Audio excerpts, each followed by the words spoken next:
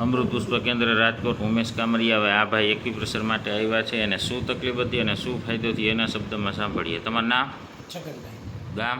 Dairy Kumbhaji. હવે આપણે આજે પહેલો દિવસ છે ને હા. એક્યુપ્રેશરનો, અને શું તકલીફ હતી તમને? કમરમાં. કમર અને પગ. હા. અને ડૉક્ટરનું શું કહેવું હતું? ડૉક્ટરનો કહેવાનો હતો કે તમારે આ દવા આપો બહુ હા. અને પછી કે જો ન મટે હા, તો તમારે એનું ઓપરેશન કરાવવું પડે. ઓપરેશન કરાવવું પડશે. હા. અને એને શું કીધું હતું? આ સાહેબ તકલીફ ટીકાનું. સાયટિકાનું. હા. અને કેટલા સમયથી તમને આ પ્રોબ્લેમ છે? 2 વર્ષથી 2-3 વર્ષથી છે. વધારે કેટલા સમયથી?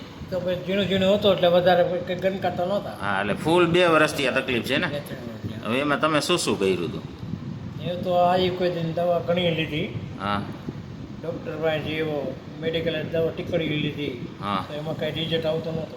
હવે અહીંયા આપણે પહેલો દિવસ એક્યુપ્રેશર કર્યું તો અહીંયા ફાયદામાં અહીંયા છે દુખાવો બંધ થયો છે કેટલો? ઘણો. એટલે અત્યારે પગથિયા ચડ્યા, હાયલા, ઊભા રહ્યા તો દુખે છે? ના ના અત્યારે કાંઈ નથી બનતો. અને તમે કાંઈક બીજે એક્યુપ્રેશર કરાવ્યા હતા ને, હા. તો અહીંયા ફાયદો? નહીં. હવે- ગામમાં આવ્યા હતા એ આંકડે હા. અમારા ઘરની બાજુમાં. હા.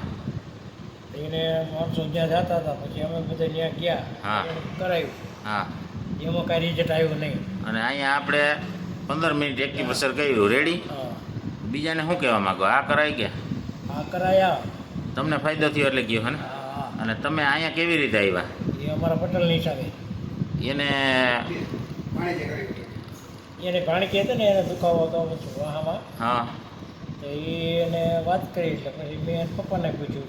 હા. કે ક્યાંય હોય તો વાત કરજો. હા. અઠવાડિયે 10 દિન ઘેડે. હા. એટલે એને મને ફોન કર્યો એટલે હું અહીંયા આવ્યો. એને રેડી થઈ ગયું ને? હા. એને તકલીફ હતી હા. એટલે તમે આવ્યા ને? હા. જય દ્વારકાધીશ.